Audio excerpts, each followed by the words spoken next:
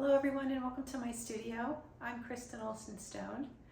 Today I want to show you about what I'm going to do with this big painting that's behind me. This is a work in progress.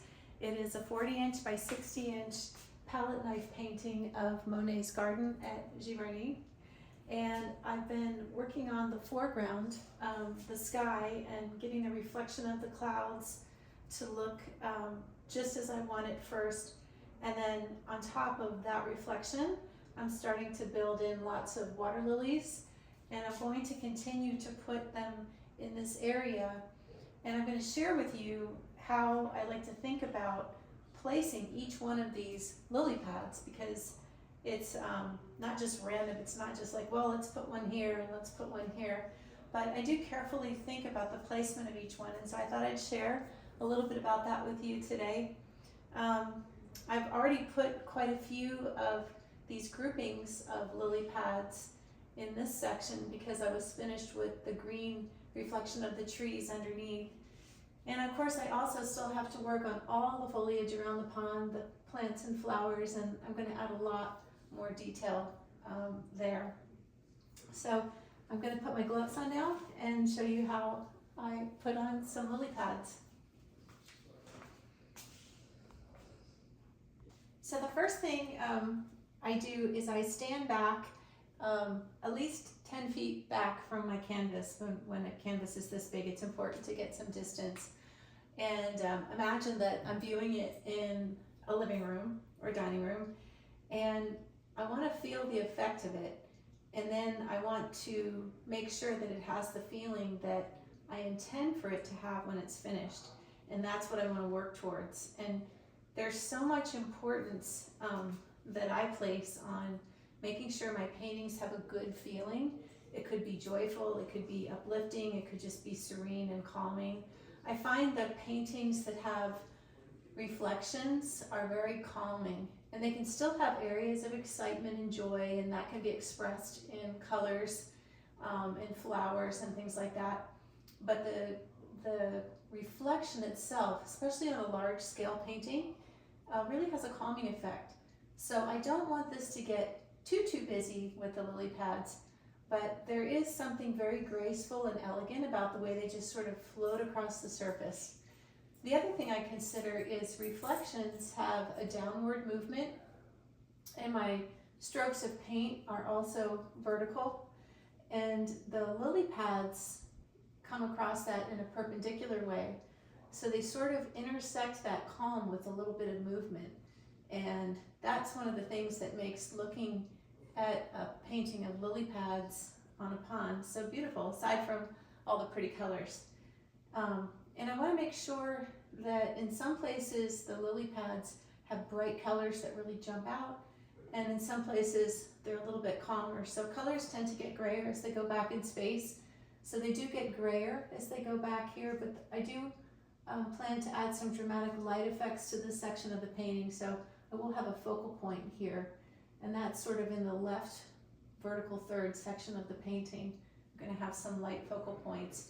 And I want these lily pads to kind of grab your attention from the foreground and sort of gracefully take the viewer back to this beautiful area here where I'm going to have some dramatic light effects, meaning some dark darks and some light lights, a real glowing effect.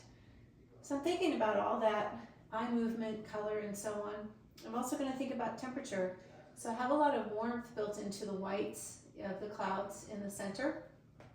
And I've made a beautiful tinted, soft, warm gray white to contrast with this really cool violet blue in the sky. And the purple colors down at the bottom give it a little more depth. So I have to think about, well, what color water lily pad would I want to have floating over these colors? So where the clouds are warmer, I'd want to have a cooler colored green or red lily pad, and where the water is cooler, I'd want to have a warmer green or a red lily pad.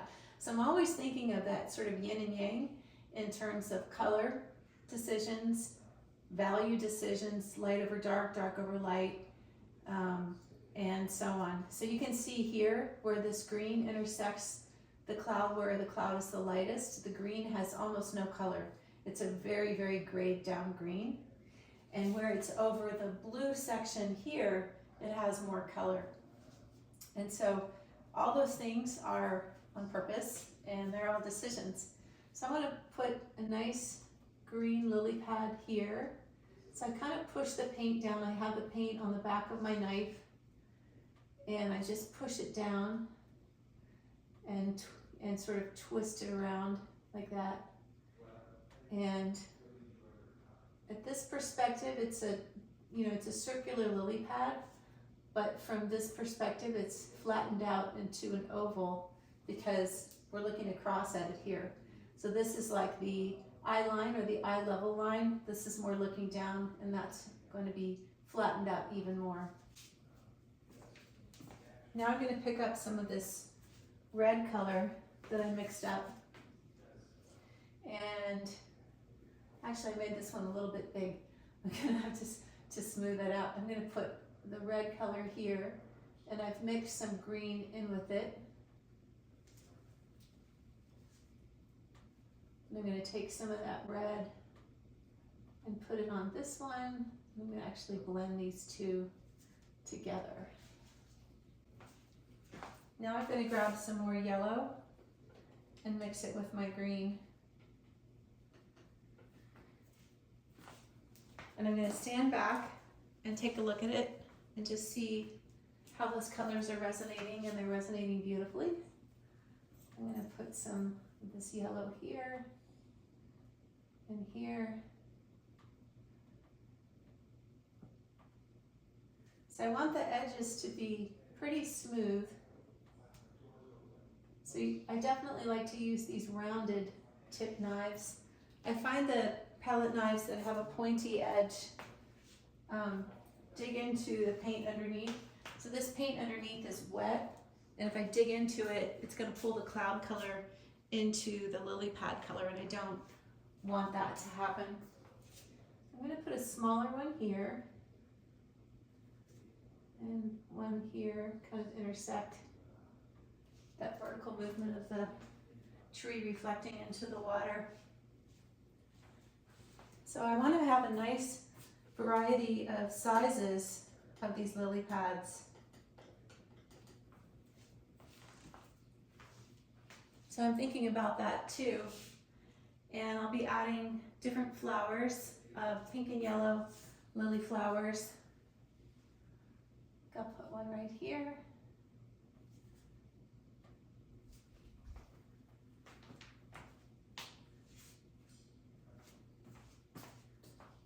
So I always make sure I get the sky reflected on the water as perfect as I can before I put the lily pads over it. And that really helps to create that feeling of serenity. Also, if you think about it logically, the lily pads are floating on the surface, so it makes sense to get the surface of the water finished before you start adding the small lily pads. And then I do the flowers next.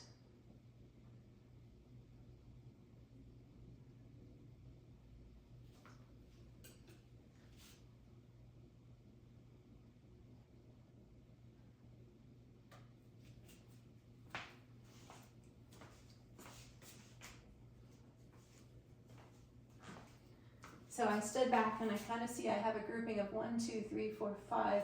And they're all a little too similar in size and color.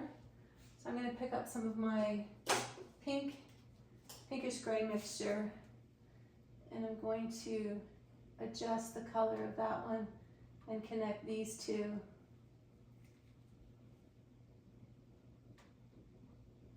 And this one as well. And I'm going to stand back again. So I do a lot of walking in my studio when I'm working on these big paintings, up and back, up and back.